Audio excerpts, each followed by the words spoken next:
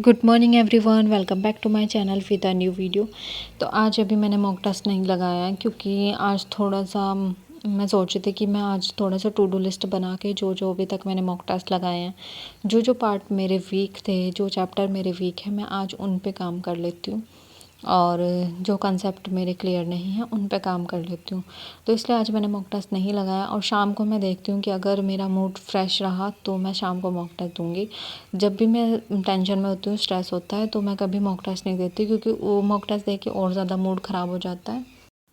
अभी मैंने एनालाइज़ किया है बैठ के कि मुझे कहाँ से क्या क्लासेस करनी है और कौन कौन से चैप्टर करने हैं जो मेरे वीक है। मतलब अपने अकॉर्डिंग जो है मैंने टू डू लिस्ट बना ली है। और अभी मौसम बहुत अच्छा हो रहा था तो लाइब्रेरी में बैठ के आराम से स्टडी होगी, कोई गर्मी नहीं लगेगी।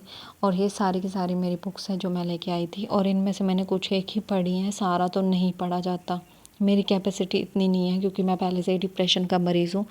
तो इसीलिए मैं अपने अकॉर्डिंग स्टडी करती हूँ। मुझे नहीं पता कि दूसरे कितना पढ़ रहे हैं, क्या कर लिया क्या नहीं, लेकिन मैं तो अपने अकॉर्डिंग पढ़ती हूँ क्योंकि ये सक्सेस फेलियर कंपटीशन ये सब चीज़ें चलती रहती हैं, लेकिन हेल्थ से इंपॉर्टेंट कुछ नहीं होता। सबसे फर्स्ट जो है वो हेल्थ होती है। ये चीज़ मुझे इतने साल के डिप्रेशन में समझ आ चुकी है। तो अभी बस अपने अकॉर्डिंग मैंने ये टू डू लिस्ट बनाई है और ये सारी की सारी आज मुझे कंप्लीट करनी है। जैसा कि मैं लैपटॉप नहीं लेके आई हूँ तो मैं सब कुछ तो रिकॉर्ड नहीं कर सकूँगी, इसीलिए मैंने ये टू डू लिस्ट दिखा दी थी कि आज मुझे पूरा पूरा दिन, मतलब पूरा दिन ये सब, मतलब क्या क्या पढ़ना है। तो बस सबसे पहले मैंने अपनी शुरुआत की टाइम एंड वर्क की क्लास से। ये क्लास मैंने पहले कंप्लीट कर ली थी, लेकिन वो है ना कि कंसेप्ट कहीं कहीं पे लैग कर रहे थे जब मैं क्विज़ेस दे रही थी। तो इसलिए मैंने सोचा कि इसकी एक और बार रिवीजन कर लेते हैं अच्छे से, ताकि कंसेप्ट जो है वो दिमाग में सेट हो जाए। आज थोड़ा सा मेरी तबीयत भी ठीक नहीं थी क्योंकि मुझे बहुत ज़्यादा सर में पेन होता है। जब मुझे सर में पेन होता है ना तो उस टाइम मैं कुछ भी नहीं कर पाती, मतलब खासकर मॉक टेस्ट नहीं दे पाती।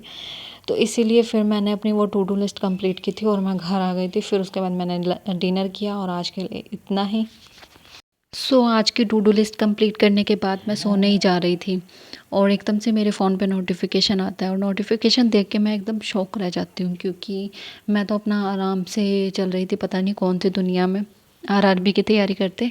तो जैसे ही मैं नोटिफिकेशन चेक करती हूँ कि आईबीपीएस का जो कैलेंडर है वो रिवाइज़ हो चुका है। मतलब मैंने सोचा कि थोड़ा बहुत चेंजेस होंगे, ज़्यादा नहीं होगा, लेकिन मुझे क्या पता था कि आरआरबी का जो एग्ज़ाम है वो लास्ट में चला जाएगा और आईबीपीएस पीओ का अगस्त में आ जाएगा।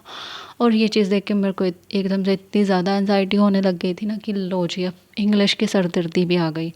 क्योंकि मैं सुकून में थी, मैंने सोचा जुलाई में बस आरआरबी की जो मेंस की इंग्लिश होती है उसकी तैयारी करती हूँ और बस दैट्स इट हो जाएगा। लेकिन नहीं, अब तो भाई आईबीपीएस पीओ की प्रॉपर तैयारी करनी पड़ेगी इंग्लिश की भी।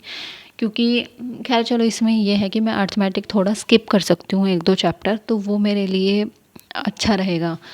बाकी लेकिन इंग्लिश में तो 100% एक्यूरेट तो होता ही नहीं है, मतलब नेगेटिव तो हो ही जाते हैं इंग्लिश में।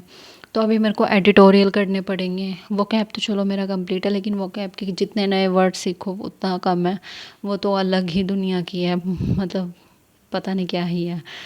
खैर कोई बात नहीं, अभी फिर से मैंने अपना आरआरबी पीओ का छोड़ के अब मुझे आईबीपीएस पीओ के मॉक टेस्ट लगाने पड़ेंगे। और अभी तो मैं खैर सेक्शनल मॉक टेस्ट ही दूंगी, क्वांट के, रीजनिंग के, और इंग्लिश का करेंगे। अब क्या कर सकते हैं, अभी मुझे जुलाई से फिर करंट अफेयर भी करना है और ऊपर से इंग्लिश की सरदर्दी भी आ गई है।